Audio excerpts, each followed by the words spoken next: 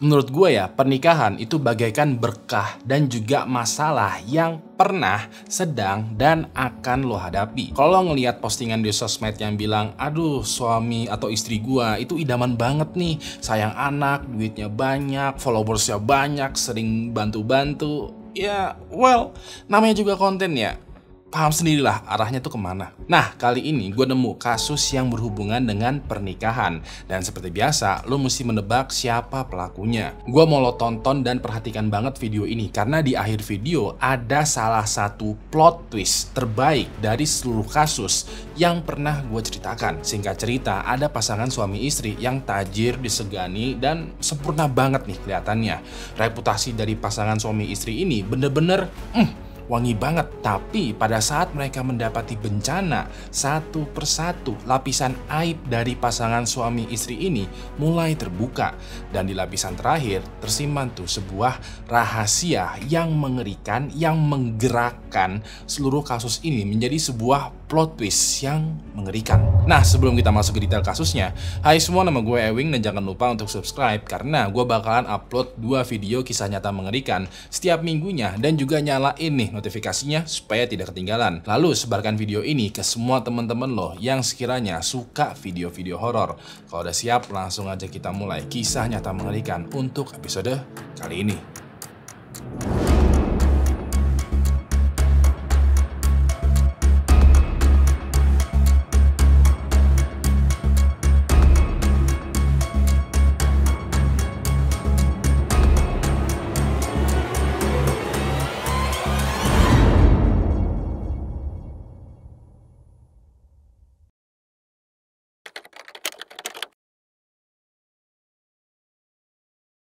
Pada tanggal 20 November tahun 1999, ada sepasang suami istri bernama Kenneth Stahl dan Caroline Opie yang tinggal di wilayah Huntington Beach, California, Amerika Serikat. Pada malam itu, mereka berencana buat makan malam yang spesial untuk merayakan ulang tahunnya Caroline. Diketahui ya, jarak usia pasangan suami istri ini emang cukup jauh. Pada tahun tersebut, Kenneth berusia 57 tahun dan Caroline mau beranjak ke 44 tahun. Walaupun begitu, mereka udah menikah cukup lama dan masih saling cinta satu sama lainnya. Pada saat mereka berdua lagi siap-siap, lagi dandan-dandan nih ya mau berangkat, Kenneth atau Ken ya itu excited banget dengan acara dinner ini. Dia bilang ke Caroline kalau dia ingin kasih sebuah kado ulang tahun yang hanya boleh dibuka pas lagi mereka berdua lagi di restoran. Caroline senang dong ya karena mau dapat hadiah nih dari suaminya. Tapi dia meminta Ken untuk santai aja, jangan terlalu excited. Caroline agak sedikit menenangkan situasi karena dia nggak pengen jantungnya Ken itu bermasalah karena terlalu excited. Sekedar info, beberapa minggu yang lalu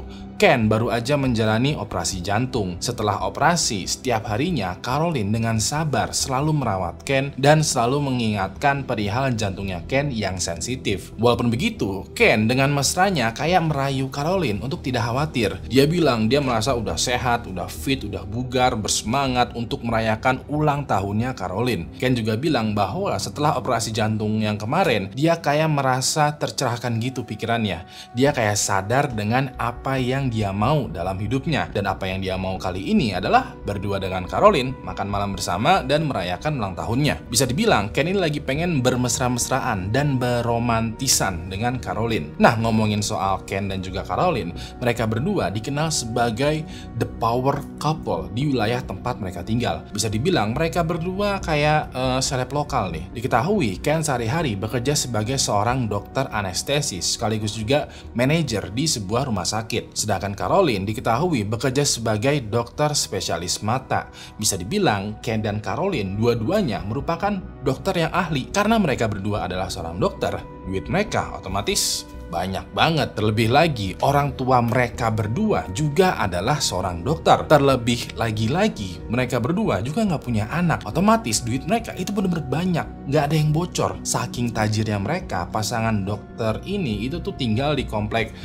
kondominium, sebuah apartemen mahal yang berdesain klasik elegan, yang jendelanya itu menghadap langsung ke sebuah danau yang indah. Tempat tinggalnya ini bisa dibilang mewah karena komplek Apartemennya itu benar-benar tertutup, hanya penghuni dan yang berkepentingan aja yang boleh masuk. Selain itu juga, yang tinggal di komplek itu merupakan orang-orang yang sama penting dan powerful seperti Ken dan Caroline. Nah, selain memiliki tempat tinggal yang mewah, diketahui mereka berdua juga mengelola lembaga sosial dan yayasan amal. Ken dan Caroline sering tuh membantu orang-orang yang sekiranya membutuhkan pertolongan, terutama pertolongan medis yang nggak punya uang nih. Dari sini udah kebayang lah duitnya mereka tuh sebanyak apa. Mereka juga dipandang terhormat, diidolakan sama warga sekitar karena ya mereka terlihat mesra, tajir, pintar. Pokoknya bener-bener pasangan panutan yang abangku banget lah. Setelah udah siap, mereka berdua itu naik mobil dan OTW tuh menuju restoran. Yang mereka berdua nggak tahu adalah malam itu ternyata merupakan makan malam terakhir mereka.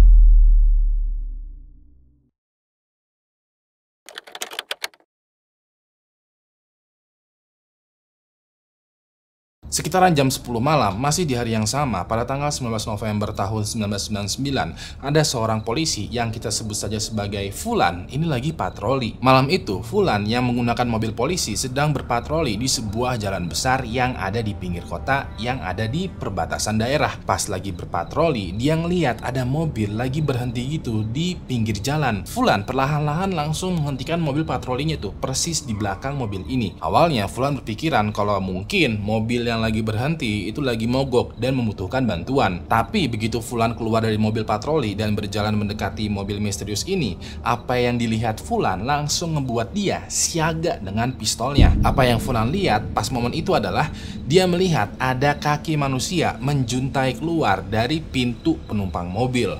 Pas ini Fulan yakin ini udah nggak beres nih. Fulan pun langsung mengeluarkan pistolnya, siaga penuh dan perlahan-lahan berjalan mendekati mobil. Begitu sekiranya udah dekat, Fulan melihat kalau ternyata di dalam mobil ada seorang wanita yang lagi tiduran melintang gitu di kursi penumpang. Karena dia tiduran, kakinya ya mencuat keluar dari pintu mobil. Lalu di kursi supir ada seorang pria lagi duduk sudah terbujur kaku tanpa ada pergerakan sedikit pun. Fulan pun perlahan-lahan mengintip lebih jelas lagi dan begitu udah paham dengan apa yang dia hadapi, dia langsung balik lagi ke mobil patroli untuk menelpon kantor kepolisian. Fulan yakin kalau dua orang yang ada di mobil ini sudah meninggal karena di kepala mereka terdapat 2 lubang luka tembakan. Dan sesuai dengan dugaan lo, dua orang ini adalah Ken dan Caroline. Beberapa saat kemudian, polisi langsung mensegel area bagian jalan ini karena jelas-jelas ini adalah TKP. Dalam kasus ini, 2 orang detektif senior bernama Joe dan James ditugaskan untuk menuntaskan kasus ini. Jelas kalau kasusnya Ken dan Caroline adalah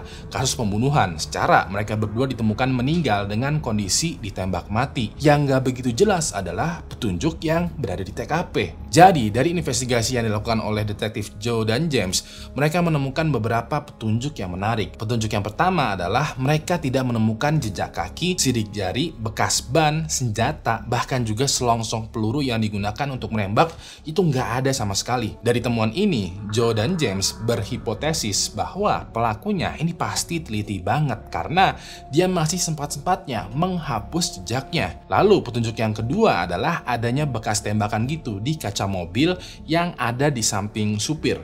Di sampingnya Ken. Besar kemungkinan somehow pelaku itu berhasil menghentikan mobilnya Ken dan sebelum atau pas Ken membuka kaca mobilnya, pelaku langsung menembak Ken. Setelah Ken mendapati headshot, pelaku langsung dengan cepat juga membunuh Caroline yang lagi duduk di sebelah Ken. Lalu petunjuk yang ketiga adalah tidak ditemukannya barang berharga yang menghilang. Ketika Joe dan James melakukan pemeriksaan, mereka melihat kalau Caroline itu masih menggunakan perhiasannya yang lengkap tuh. Lalu di dompet Ken juga masih ada uang cash, kartu ATM, dan juga kartu kredit. Karena hal ini, Joe dan James berhipotesis kalau ini tuh bukan kasus perampokan, melainkan kasus pembunuhan yang sudah direncanakan dan tertarget. Setelah sekiranya udah nggak ada petunjuk yang bisa digali, Joe dan James membungkus TKP ini untuk pemeriksaan di lab. Beberapa hari kemudian hasil otopsi keluar dan ditemukan lagi tuh beberapa petunjuk yang menarik nih. Petunjuk keempat adalah Ken dan Caroline ini tewas akibat luka tembak di bagian kepala dan dada. Jumlah seluruh total tembakan adalah 8 kali. Selain itu juga perkiraannya ya,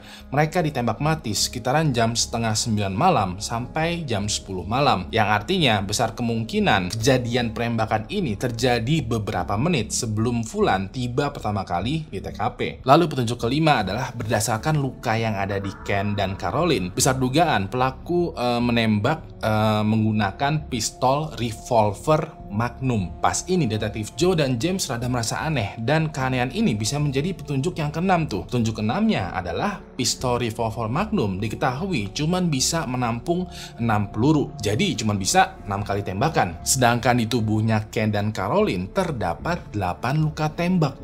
Ini rada nggak sesuai nih. Joe dan James berhipotesis bahwa ini tuh bukan cuma pembunuhan yang terencana, tapi juga pembunuhan yang sadis. Besar kemungkinan pelaku atau pembunuhnya itu menembak 6 kali ya, lalu mereload revolvernya dan menembak 2 kali lagi. Bisa dibilang ini adalah salah satu kasus pembunuhan yang sadis dan juga berdarah dingin.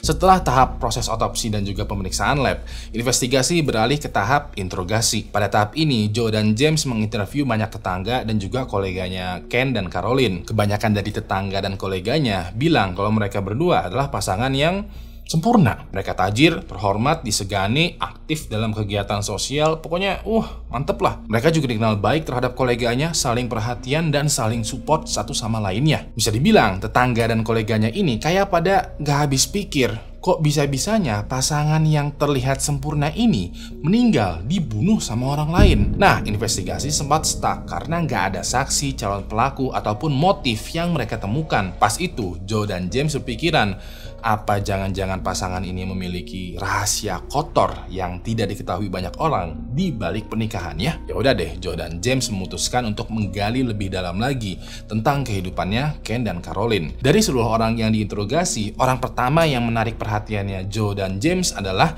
seorang wanita yang bernama Linda. Linda diketahui merupakan kakak perempuan dari mendiang Caroline. Awalnya Linda pas diinterogasi ini memberikan kesaksian yang agak template, yang bilang bahwa Ken dan Caroline adalah pasangan yang sempurna, baik hati, tidak sombong, tajir, bla bla bla. Template lah. Tapi ketika Joe dan James menekan Linda, dia pun akhirnya mulai mau tuh bercerita lebih dalam lagi. Linda bilang rumah tangganya Ken dan Caroline itu sebenarnya tidak semulus yang kebanyakan orang kira. Linda pun akhirnya bercerita bahwa Ken, sang suami ya, ternyata adalah tukang selingkuh. Bahkan sebelum Ken menikah dengan Caroline, Ken udah terkenal sebagai tukang selingkuh. Diketahui ya, Ken mempunyai istri pertama yang dia ceraikan karena berselingkuh. Setelah itu, Ken menikah lagi nih dengan selingkuhannya. Tapi pernikahannya itu hanya bertahan 3 bulan aja. Nah, pada sekitaran tahun 1984, Ken bertemu dan berkenalan dengan Caroline. Yang tadinya kenal, lanjut ke ngobrol, dan ujung-ujungnya berpacaran. Awalnya, Ken bilang kalau dia tuh nggak mau nikah lagi. Kapok. Dia maunya berpacaran aja lah dengan Caroline. Take it easy. Atau bahasa anak zaman sekarang itu kayak jalanin dulu aja. Tapi jalan beberapa bulan masa pacaran, Caroline kayak memberikan Ken sebuah ultimatum. Waktu itu Caroline bilang, lo mesti menikahi gue atau jangan pernah muncul lagi di hadapan gue. Mungkin karena Ken udah terlanjur cinta dengan Caroline ya, dia akhirnya berubah pikiran. Ken yang tadinya kapok dan gak mau menikah, dia akhirnya menikahi Caroline. Tapi alih-alih merubah sifatnya Ken yang gila wanita itu, Caroline sering banget tuh mendapati Ken menyimpan nomor-nomor wanita lain di buku catatannya. Dulu sebelum zaman ada handphone ya, kalau mau nyimpen nomor telepon orang, kita tuh bener-bener nge-save nomor orang dengan cara dicatat di buku kecil. Nah, Caroline pas itu menemukan buku kecil yang bertuliskan nama-nama wanita beserta nomor teleponnya. Nama-namanya ini mulai dari pasien, perawat, sesama dokter, SPG medis, pokoknya banyak lah ya koleksi nomor-nomor wanita lain di buku kecil catatannya Ken. Yang lebih parahnya adalah sekitaran tahun 1994, sekitar 5 tahun sebelum kejadian pembunuhan, Caroline pernah ngegapin wanita selingkuhannya Ken. Pas hari itu, Caroline baru aja nih sampai di rumah. Dia habis pergi mengunjungin rumah orang tuanya. Begitu masuk rumah, begitu sampai ke ruang TV, Caroline mendapati ada seorang seorang perempuan yang dia tidak kenal lagi duduk di sofa sambil makan cemilan sambil juga nonton TV. Pas ini ya Caroline shock dong karena wah, ada wanita lain nih di rumah lagi berduaan sama suami gue. Caroline pun langsung ngelabrak Ken, dan Ken yang ketangkep basah nggak bisa berkutik. Ken waktu itu mengaku kalau dia tuh selingkuh. Nah, bukannya minta cerai ya, Caroline malah meminta dia dan Ken untuk datang ke konsultan pernikahan. Waktu itu Caroline percaya kalau pernikahannya atau skandal perselingkuhan ini itu bisa diselesaikan tanpa perlu perceraian. Setelah menjalani beberapa macam terapi, Ken dan Caroline itu akhirnya kembali baikan. Dan gilanya adalah Caroline yang sekarang sungkeman minta maaf kepada Ken. Walaupun Ken dan Caroline udah berbaikan setelah terapi ya, keluarganya Caroline itu masih nggak terima tuh kalau Caroline diselingkuhin. Terutama kakaknya Caroline yang bernama Linda ini. Alhasil sekarang malah Linda yang ngelabrak Ken. Linda nggak terima dong kalau adiknya diselingkuhin. Dia juga kayak menyarankan atau memaksa Caroline untuk bercerai dengan Ken. Cuman Caroline kayak udah ikhlas memaafkan Ken dan ingin memulai chapter baru dalam kehidupan rumah tangganya. Caroline bisa dibilang kayak malah membela Ken ya, bukannya membela kakaknya sendiri. Dikarenakan hal ini, Linda nggak bisa berbuat apa-apa. Udah pasrah aja lah kepada Caroline yang ngeyel dan juga Ken yang tukang selingkuh. Cuman di seluk-beluk hati terdalamnya, Linda udah bener-bener ilfeel dan gak respect dan membenci Ken. Detektif Joe dan James yang mendengar kesaksiannya Linda ini mulai menyala nih ya, mulai semangat lagi karena ini bisa menjadi petunjuk utama nih. Bisa jadi pembunuhnya adalah salah satu selingkuhannya Ken, atau bisa jadi pembunuhnya sendiri adalah Linda. Secara Linda itu membenci Ken, dan benci itu bisa menjadi motif pembunuhan. Joe dan James lalu belak-belakan tuh nembak satu pertanyaan ke Linda. Apakah lo yang membunuh Ken dan Caroline? Linda menjawab dengan senyuman yang rada sinis tuh, rada nyindir. Dia bilang, well sejujurnya gue berharap kalau gue yang membunuh Ken. Tapi enggak cuy, gue emang benci sama dia tapi nggak sampai membunuh juga. Lalu mau gimana juga, dia adalah suami dari adik gue. Jadinya ya mau gimana lagi. Lagi pula kalau gue yang membunuh Ken, gue cuma perlu membunuh dia doang dong. Gak perlulah gue sampai membunuh adik gue sendiri.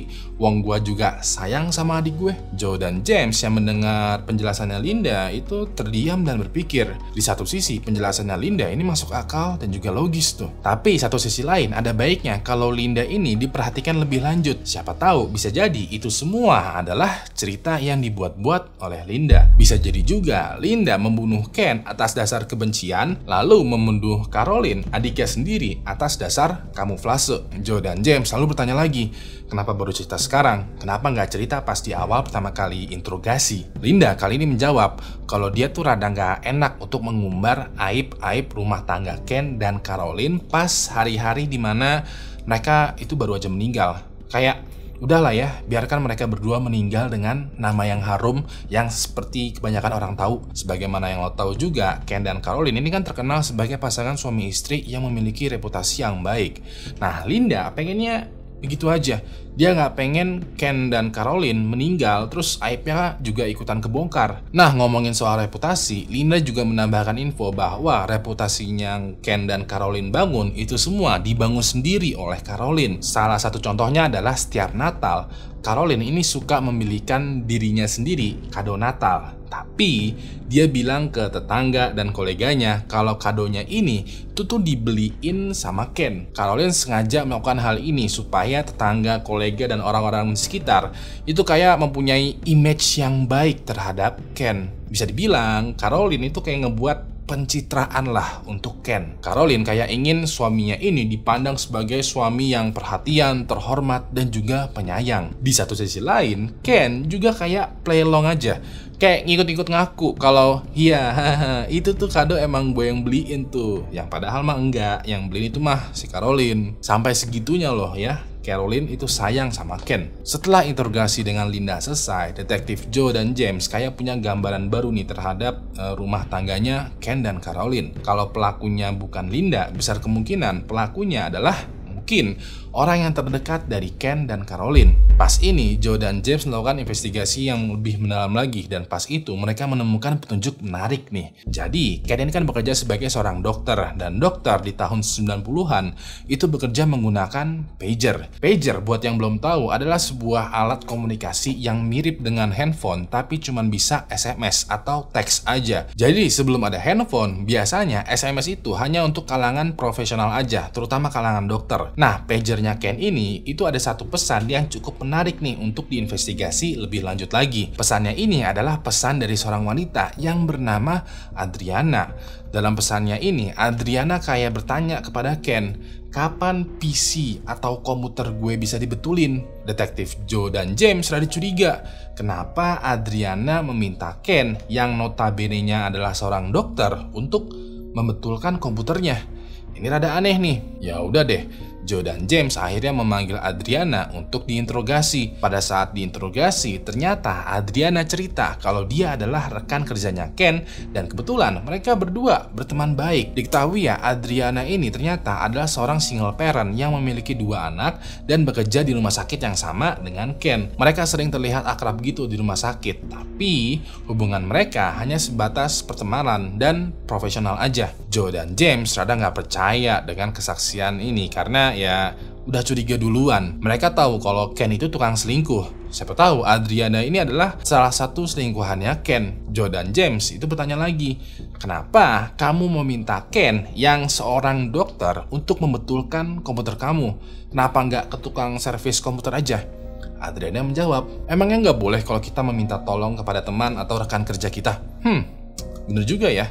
Rada aneh sih, tapi boleh-boleh aja kan sebenarnya. Detektif Joe dan James belak-belakan nanya lagi nih kepada Adriana, apakah kamu salah satu selingkuhannya Ken? Adriana pas itu menjawab dengan rada ketawa ya, kayak dia bilang kalau dia tuh tahu kalau Ken emang tukang selingkuh. Udah jadi rahasia umum lah ya kalau Ken itu emang suka main cewek. Tapi Adriana menegaskan kalau dia bukanlah selingkuhannya Ken. Detektif Joe dan James yang mendengar jawaban ini sebenarnya masih curiga, tapi mereka kayak iyain dulu lah. Mereka merasa Adriana kayak punya sesuatu yang belum diceritakan, mirip dengan Linda tadi. Walaupun begitu, Joe dan James gak punya angle atau informasi lebih lanjut yang sekiranya bisa mencongkel informasi yang tertahan oleh Adriana. Mau gak mau, untuk sementara Joe dan James menyudahi interogasi dan menggali lagi informasi lebih lanjut. Beberapa bulan pun berlalu dan investigasi pun menjadi stuck. Joe dan James gak punya informasi nih atau petunjuk yang memimpin mereka untuk progres. Nah, sebenarnya mereka berdua mendapati banyak informasi dari investigasi, tapi ya kebanyakan adalah template semua. Ken dan Caroline itu adalah pasangan yang sempurna. Yang kebanyakan orang nggak tahu kan itu adalah di balik pasangan yang sempurna, terkadang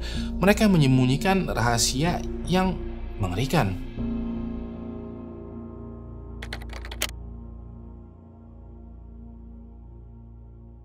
Pada bulan Februari tahun 2000, Joe dan James kembali mewawancarai Adriana. Pas itu, Joe dan James telah berhasil nih menggali informasi yang sekiranya bisa mencongkel Adriana untuk spill informasi lagi mengenai Ken dan Caroline. Waktu itu, Joe dan James udah memegang histori dari bagaimana Adriana dan Ken bisa ketemuan. Dan untuk memverifikasi histori ini, Joe dan James kembali lagi menginterogasi Adriana. Pada saat interogasi yang kedua, Adriana cerita bahwa dia dan Ken pertama kali bertemu itu di National Pain Institute, pas lagi ada semacam konferensi kedokteran. Pas itu, Adriana diketahui sedang mengalami cedera dan Ken menawarkan obat pereda nyeri. Setelah pertemuan pertama ini, mereka akhirnya ngobrol dan akrab. Lagi-lagi, detektif Joe dan James yang sudah memegang historinya Adriana secara belak-belakan nanya, seberapa deket tuh kamu dengan Ken? Dirasa Adriana udah terpojokkan dan kayaknya percuma juga untuk berbohong.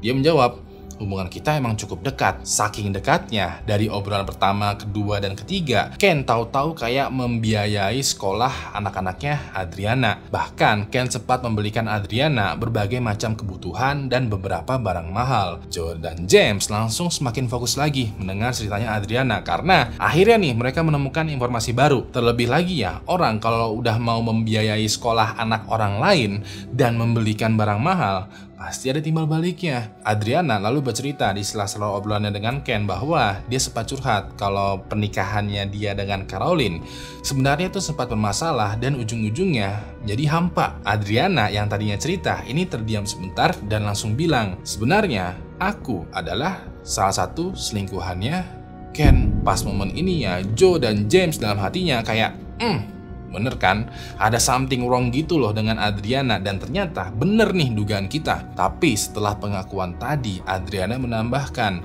walaupun begitu, Caroline tahu mengenai perselingkuhan kita. Joe dan James mulai kembali fokus lagi nih karena semakin lama Adriana bercerita, semakin menarik nih. Adriana bilang kalau perselingkuhan dia dengan Ken itu terjadi 3,5 tahun yang lalu sebelum peristiwa meninggalnya ini. Semuanya berjalan lancar aja tuh, tidak ketahuan perselingkuhannya sama Caroline. Dan selama itu juga Adriana dari segi ekonomi itu dibantuin terus sama Ken. Sampai pada suatu hari ketika Adriana menelpon Ken, yang mengangkat teleponnya ini adalah Caroline. Begitu diangkat, Caroline bilang, jangan pernah deketin suami gue lagi. Panggilannya pun langsung terputus dan pas momen ini Adriana tahu kalau perselingkuhannya dengan Ken baru aja ketahuan. Sadar dengan hal ini, Adriana pun mulai menjauhi Ken. Ken pun juga sama, perlahan-lahan mulai menjauhi Adriana. Mereka yang tadinya mesra di balik perselingkuhan, sekarang jadinya ya sekedar biasa aja kayak teman kerja gitu loh. Lalu di beberapa momen ketika mereka berpapasan, mereka berdua sempat ngobrol lagi tuh. Hasil obrolannya ini adalah Ken mengakui ke Caroline kalau dia selingkuh untuk yang sekian kalinya. Tapi untuk kali ini dia janji dia mau berubah. Dia pengen berusaha setia sama Caroline dan bahagia dengan pernikahannya. Dia juga pengennya hubungan Ken dengan Adriana itu baik-baik aja, sekedar berteman kerja aja lah. Adriana pun setuju dengan hal ini. Dia juga mau menyudahi hubungan perselingkuhan ini karena dia nggak pengen juga merusak rumah tangga orang. Adriana pas itu juga berterima kasih kepada Ken atas segala macam kebaikannya Ken. Adriana paham dan semenjak itu mereka berteman biasa aja, bener-bener teman kerja doang. Pas Adriana meminta Ken untuk membetulkan komputernya, itu emang bener-bener komputernya Adriana di rumah tuh lagi rusak. Dan satu-satunya orang yang dia tahu yang sekiranya mampu untuk membetulkan komputer, ya Ken ini. Lalu di akhir cerita, Adriana menambahkan, Ken memang seorang pria yang suka bermain wanita. Tapi di akhir hidupnya, dia beneran berusaha untuk setia dan bahagia dengan istrinya, Caroline. Joe dan James yang mendengar cerita ini dari Adriana ya, di satu sisi merasa bahwa Adriana itu punya motif sebenarnya untuk membunuh Caroline. Secara Adriana adalah selingkuhan dan Caroline adalah istri sah. Bisa dong ya selingkuhan membunuh istri sah, motifnya tuh jelas. Tapi satu sisi lain juga kayak kenapa pula Adriana juga ngebunuh Ken?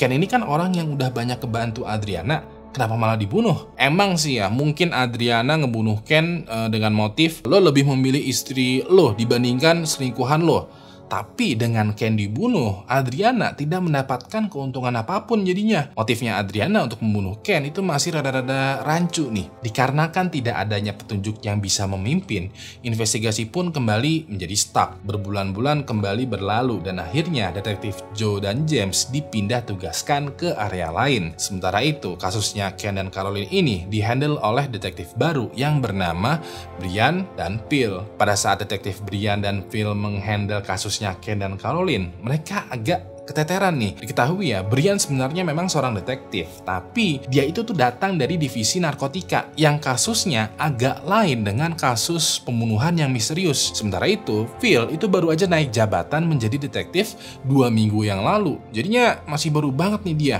Pas mereka berdua mereview kembali berkasnya Joe dan James, mereka salut dengan kinerjanya Joe dan James. Menurut mereka, Joe dan James itu udah berhasil mengolah informasi dari seluruh saksi, bukti, dan temuan secara teliti, banyak angle, dan sampai ke akar-akarnya. Dan sejauh ini calon pelakunya cuma 2 nih, Linda, kakaknya Caroline, dan Adriana, mantan selingkuhannya Ken. Pas detektif Brian dan Phil lagi diskusi ya, mereka kayak punya ide, kayak berkesimpulan gitu kalau mereka tuh butuh cara baru untuk menangani kasus ini. Brian dan Phil akhirnya masuk ke mobil patroli mereka dan layaknya menangani kasus narkotika ya, mereka berdua sekarang lagi mengintai seseorang. Seseorang ini adalah seorang wanita.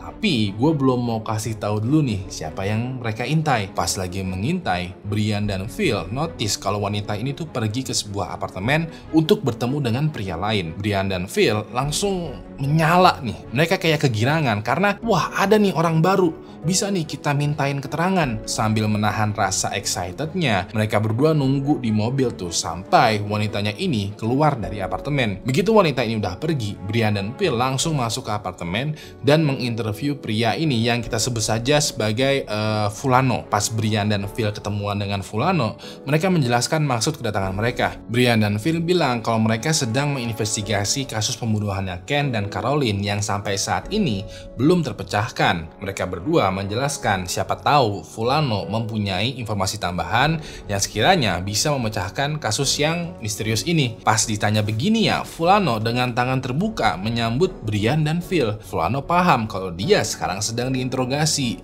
dan bisa dibilang Fulano ini kooperatif tuh, bisa diajak kerjasama. Mereka bertiga pun ngobrol dan dari hasil obrolannya ini ngebuat Brian dan Phil semakin menyala lebih terang lagi nih abangku. Fulano pas itu bilang, "Gua sama sekali tidak terlibat dalam kasus pembunuhannya Ken dan Caroline. Tapi gua kayaknya tahu siapa pelakunya." Sekarang pertanyaannya adalah, lo tahu nggak siapa pelakunya?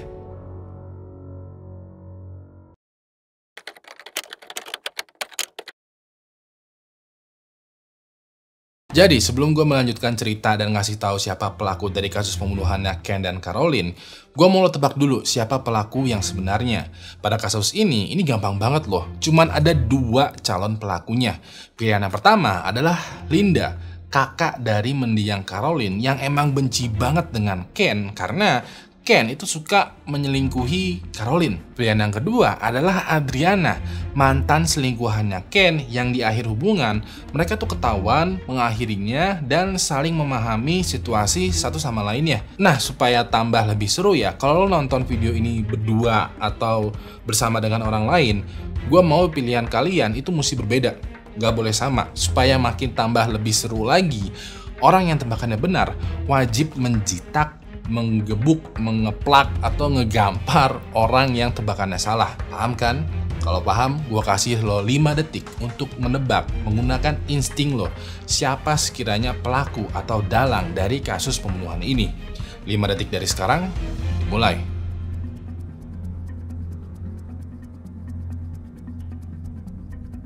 Udah? Gue mau lo tahan betul jawaban lo karena gue bakalan menceritakan apa yang sekiranya sebenarnya terjadi.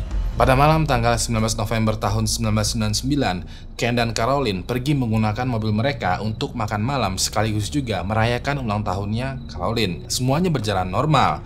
Tapi yang mereka nggak tahu adalah di belakang mobil mereka berdua ada satu mobil yang membuntuti mereka. Lalu di tengah jalan yang sepi yang ada di pinggir kota, tiba-tiba aja mobilnya Ken dan Caroline itu berhenti. Nggak lama kemudian ada seseorang yang menghampiri mobil mereka berdua berjalan ke sisi supir ke sisinya Ken. Ken secara refleks ya membuka jendela dan pas jendelanya baru aja terbuka dikit, orang ini langsung mengeluarkan pistol revolvernya. Dengan seketika dan beberapa peluru, orang ini langsung menembak mati Ken tepat di kepalanya. Caroline yang dari tadi duduk di sebelahnya Ken ini kaget dong karena suaminya baru aja ditembak mati nih tanpa ada kejelasan apapun. Pas lagi berteriak histeris ya, pelaku langsung menembakkan kembali seluruh peluru pistol revolvernya ke arah Caroline. Walaupun begitu, Caroline ini nggak langsung meninggal. Dia masih hidup walau udah kena tembakan di leher dan dadanya.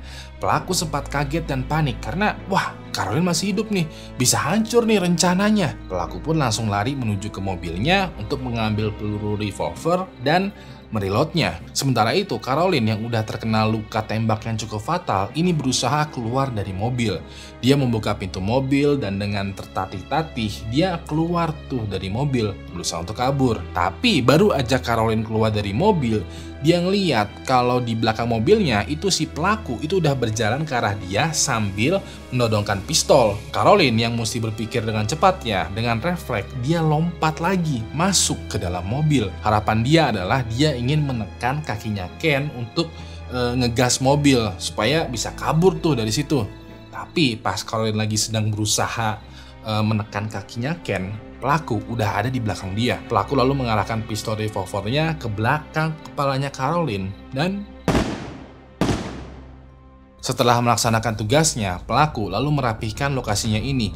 Dia ambilin lagi tuh selongsong peluru dan menghapus berbagai macam jejak yang sekiranya dia tinggalkan. Begitu TKP udah bersih, pelaku balik nih ke mobilnya dan langsung pergi dari TKP. Sekarang, pelaku dari pembunuhan berdarah dinginnya Ken dan Caroline ini adalah David.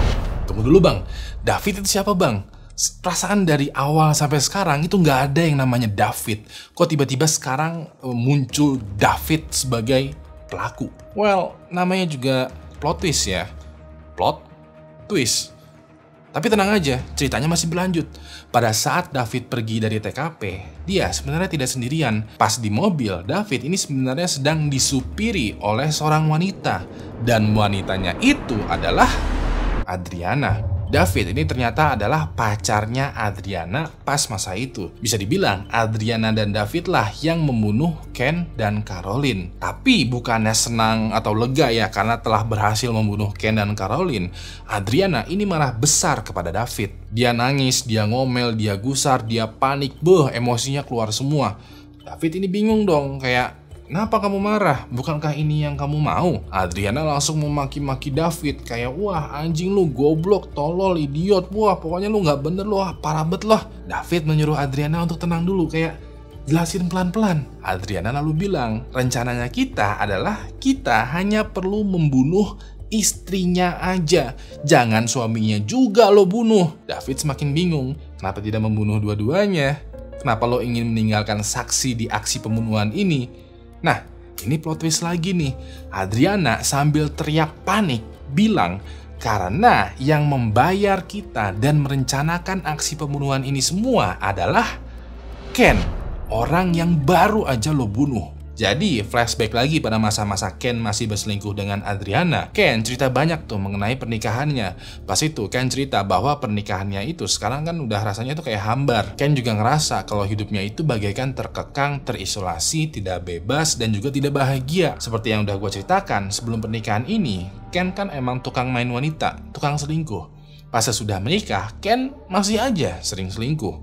Bahkan ketika ketahuan selingkuh oleh istrinya setelah menjalani couple terapi bareng, Ken masih ada hasrat terpendam untuk bermain wanita. Pas itu, salah satu yang menjadi selingkuhannya adalah Adriana. Pas di awal-awal masa perselingkuhan, Ken dan Adriana ini mainnya rapi banget. Tapi ujung-ujungnya ketahuan juga sama Caroline.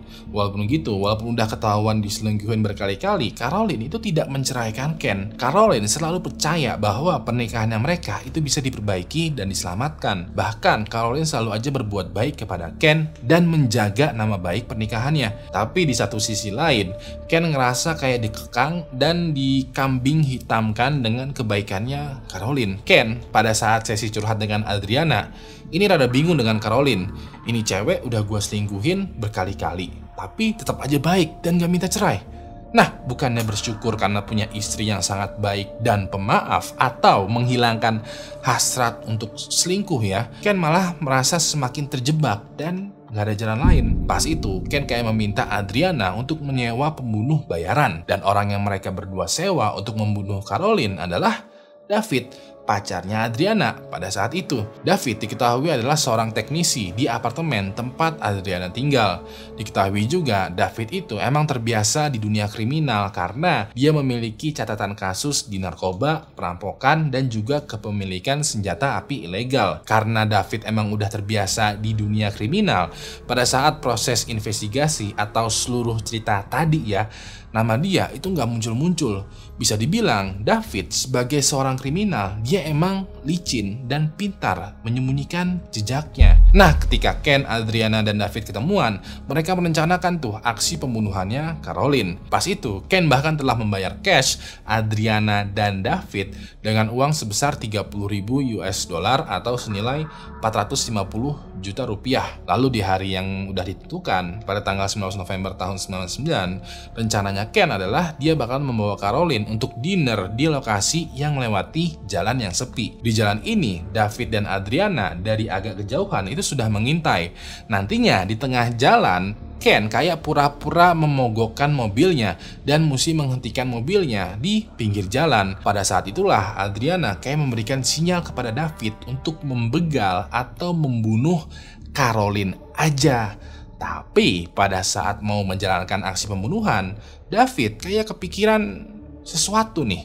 Dia kepikiran kalau gua ngebunuh Caroline aja, bisa jadi Adriana dan Ken berkhianat. Bisa jadi nantinya gua yang dijadikan kambing hitam. Ya udah deh, dari pemikiran yang singkat, David mengambil keputusan cepat untuk membunuh Caroline dan juga Ken, orang yang menyewa dia untuk aksi pembunuhan. Pas inilah Adriana marah karena David itu melenceng dari rencana yang sudah ditentukan. Mau nggak mau mereka berdua mengadaptasikan lagi tuh rencana baru. Mereka berdua saling menutup jejak mereka. Salah satu caranya adalah Adriana kayak menyembunyikan sosok David. Tapi pada saat detektif Brian dan Phil sedang mengintai Adriana, dia sempat tuh pergi ke apartemen mantan suaminya yang bernama Fulano. Jadi Adriana dan Fulano itu masih menjaga hubungan baik demi kelangsungan kehidupan kedua anaknya. Adriana bisa dibilang sering menitipkan kedua anaknya kepada Fulano pas dia lagi mau kerja. Nah, begitu Adriana pergi dari apartemennya Fulano, Brian dan Phil langsung menginterogasi Fulano. Fulano pas diinterogasi ini kooperatif dan bilang,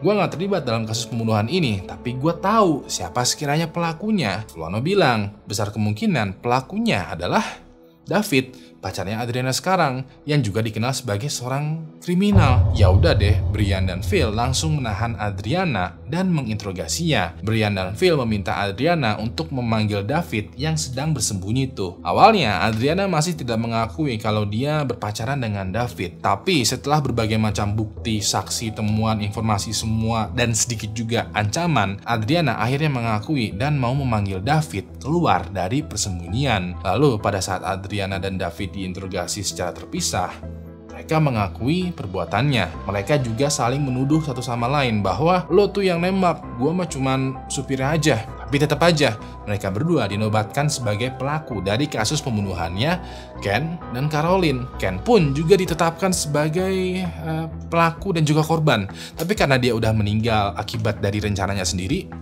ya udah meninggal. Mau gimana lagi? Pada akhirnya Adriana dan David dinyatakan bersalah dan mendapatkan hukuman seumur hidup penjara tanpa kemungkinan untuk bebas.